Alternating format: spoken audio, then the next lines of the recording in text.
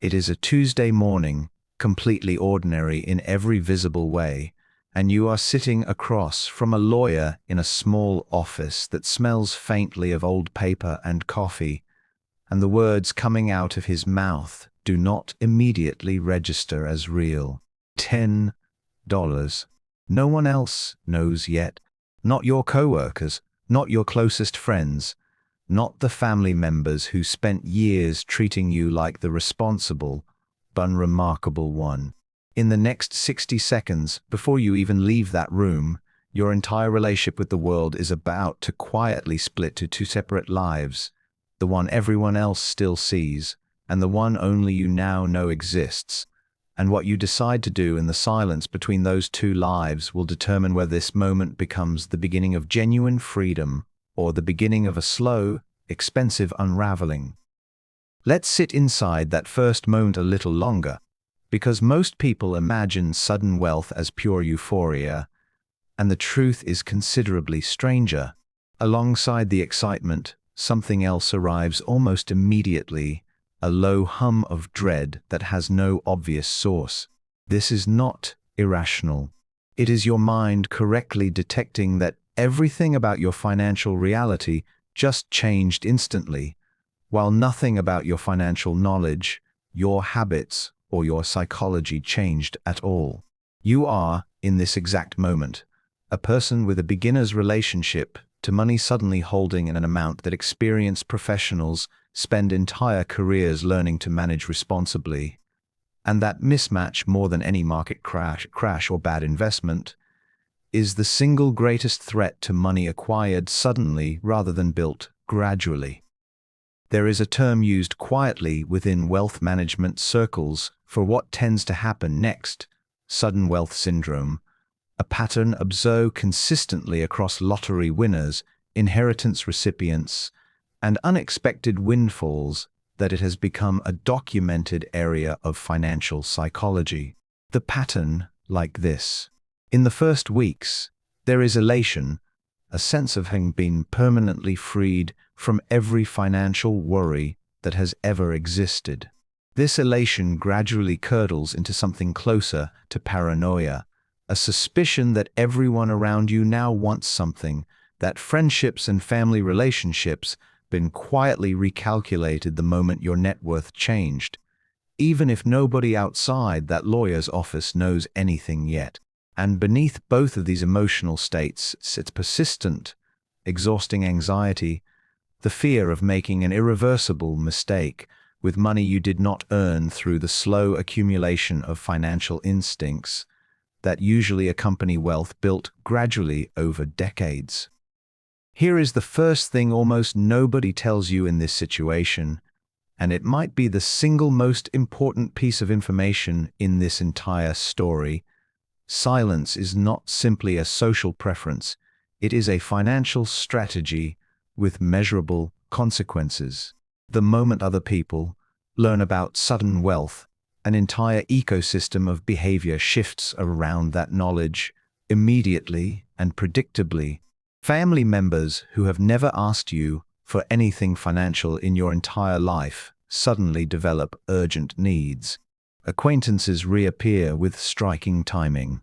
Investment opportunities, framed as once in a lifetime, begin arriving from people who would never have called you last month. This is not primarily a story about greed or bad character in the people around you, though it can look that way in painful individual moments. It is a story about incentives, about how quickly human behavior reorganizes itself around a perceived source of available capital, and understanding this dynamic, rather than being blindsided by it, is one of the clearest lines separating inheritances that build lasting security from inheritances that quietly evaporate within a handful of years. The statistics here deserve genuine attention because they are more dramatic than most people expect. Sudden financial windfalls, whether from inheritance, lottery winnings, or lump sum settlements, are frequently gone within a relatively short number of years, a pattern documented across multiple countries and multiple decades. This is not because $10 million is a small amount of money. Obviously, it is not. It is because the skills required to preserve and grow wealth are almost entirely unrelated to the circumstances that produce sudden wealth in the first place. Building a business, working a demanding career, or simply being the beneficiary of someone else's careful planning teaches you nothing automatic about portfolio construction, tax strategy, or the psychological discipline required to say no to compelling-sounding opportunities. This gap between having money and knowing how to steward money is precisely where sudden wealth syndrome does its quiet, expensive damage. So let's walk through what actually happens inside that first year, because the sequence of decisions made in these early months disproportionately determines the entire trajectory of everything that follows. The first and most consequential decision, oddly enough, has nothing to do with investing at all. It is the decision of who to tell, when, and how much. Financial advisors who specialize in sudden wealth consistently end a period of what might be called deliberate quiet months, sometimes longer, spent doing essentially nothing dramatic. No major purchases, no announcements, no immediate investments.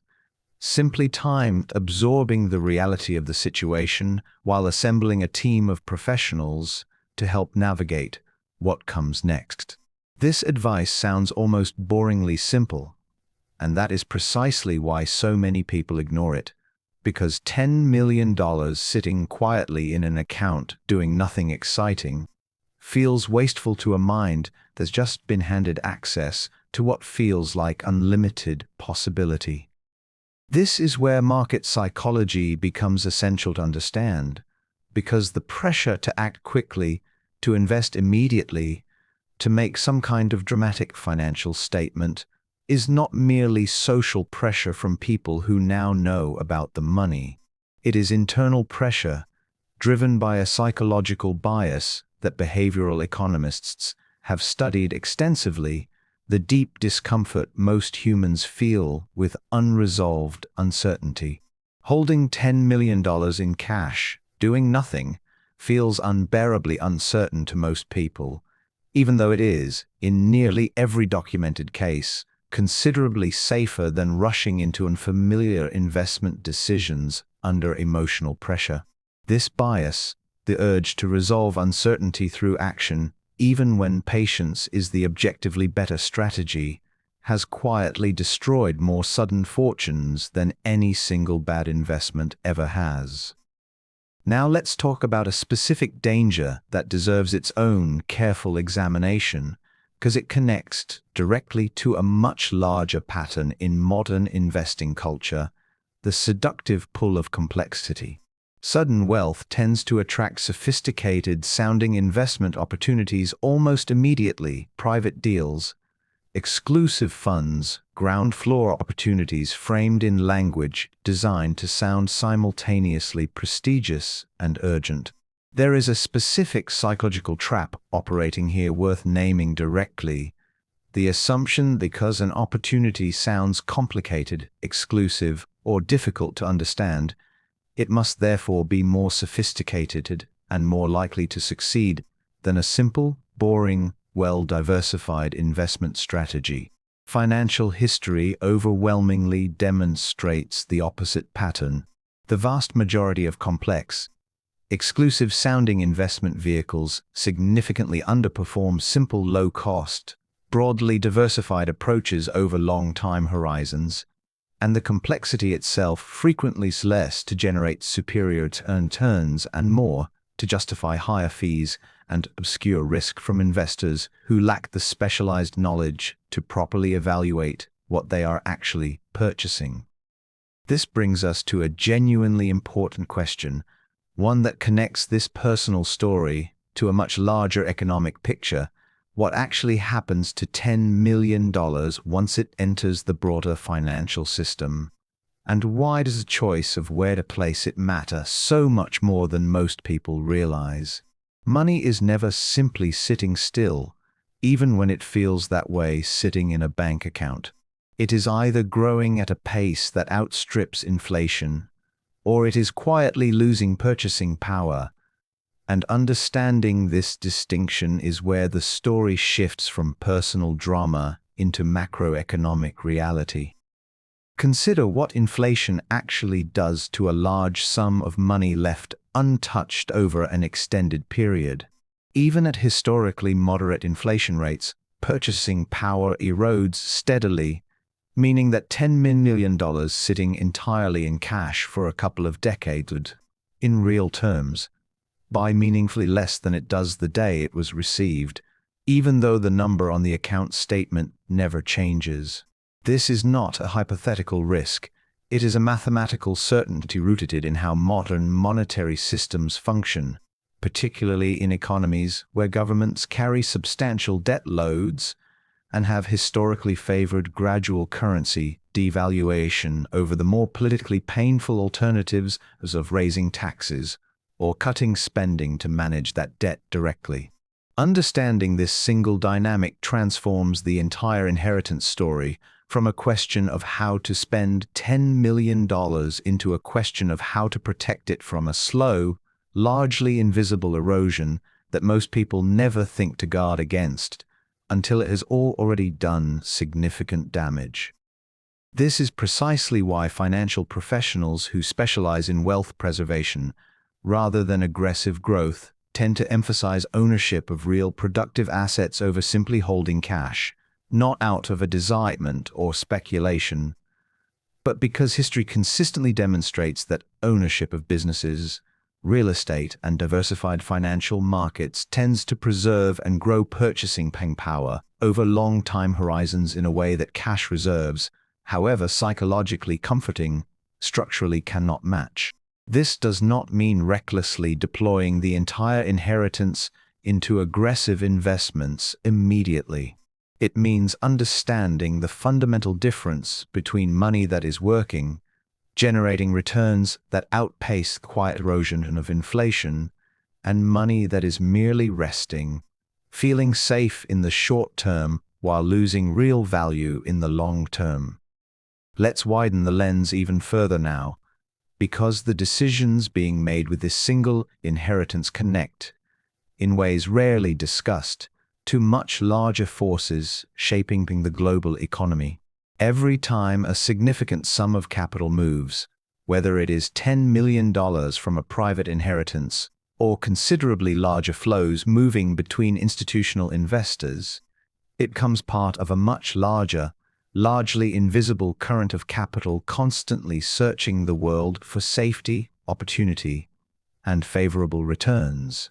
This current is shaped by geopolitical stability, strength, interest rate policy, and shifting economic power between nations, forces that feel entirely disconnected from a personal story, but, in practice, directly influence what kinds are available, what level of risk accompanies those returns, and which regions of the global economy currently represent genuine opportunity versus quiet, underappreciated danger. This is why wealth preservation at any significant scale eventually requires engaging, at least at a basic level, with questions most people assume only apply to institutional investors or national governments.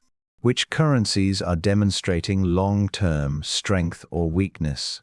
Which regions of the global economy are positioned for growth as global supply chains and trade relationships continue reorganizing around shifting centers of manufacturing power and resource control? How exposed a given investment strategy is to a single country's political or economic instability versus genuinely diversified across multiple, less correlated markets? These questions sound intimidating precisely because they have historically been explained in language designed for financial professionals rather than for the ordinary person who suddenly finds themselves needing this knowledge overnight. Now let's return to the deeply personal dimension of this story, because managing $10 million is never purely a technical exercise, It is an ongoing psychological and relational challenge that technical financial knowledge alone cannot solve. Consider what happens to identity itself when financial circumstances shift this dramatically and this suddenly. The person you were before that Tuesday morning built an entire self-concept around assumptions about what is affordable, about what kind of life is realistic, about how hard you need to work and for how long. All of those assumptions are now technically obsolete, yet your psychology does not update instantly simply because your bank account did. This mismatch between old identity and new financial reality, where many of the most damaging decisions get made, either through overcorrection, dramatic lifestyle changes designed to prove to yourself that the money is real, or through undercorrection, continuing to live and think exactly as you did before out of a kind of unconscious loyalty to a former version of yourself, while quietly failing to the new financial literacy this situation genuinely requires. This is where the concept of a team becomes essential, not as a luxury reserved for the ultra-wealthy, but as a practical necessity for anyone suddenly navigating financial complexity far beyond their existing experience. A competent financial advisor, ideally one compensated through a transparent fee structure rather than commissions tied to specific products, can provide the kind of steady, unemotional guidance that is nearly impossible to generate internally while simultaneously processing the emotional weight of sudden wealth. A tax professional familiar with the specific complexities of inheritance, which can vary enormously depending on jurisdiction, asset type, and structure, can prevent costly and entirely avoidable errors in the earliest, most vulnerable period.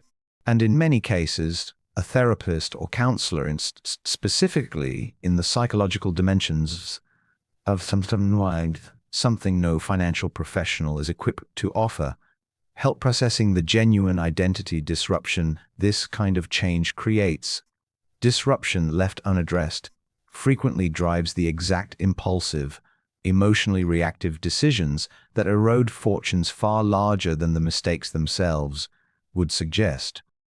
Let's address directly the question sitting underneath this entire scenario, whether secrecy itself is the right approach, because this decision carries real consequences in both directions and deserves honest examination rather than a simple rule. Complete, permanent secrecy is neither realistic nor necessarily healthy. Relationships built on significant hidden information tend to carry their own quiet strain over time. But the specific timing and sequencing of disclosure matters enormously.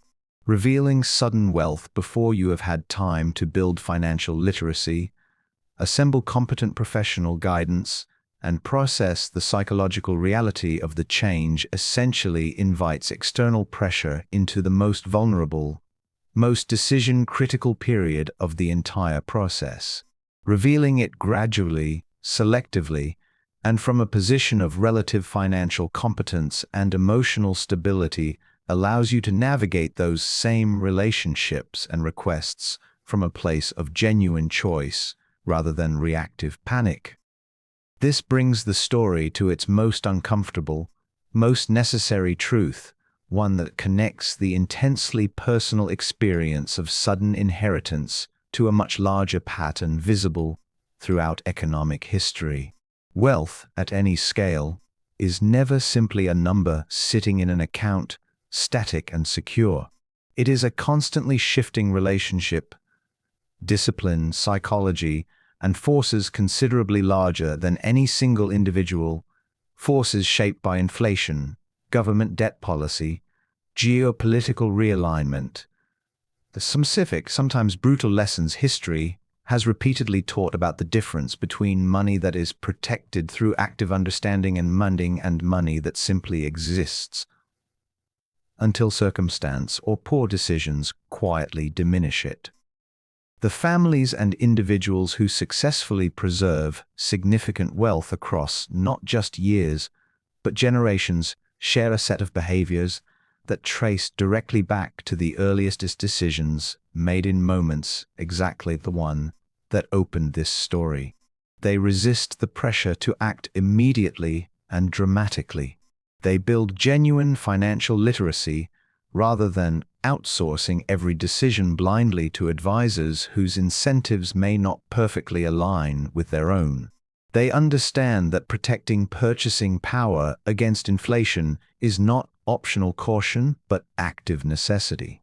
They construct relationships with debt, risk, and even eventual failure that treat these forces as manageable variables rather than existential threats to be avoided at all costs. And critically, they understand that psychological readiness is not automatically granted alongside the wealth itself. It must be deliberately built, often with the same seriousness, patience typically reserved for the financial strategy surrounding the money.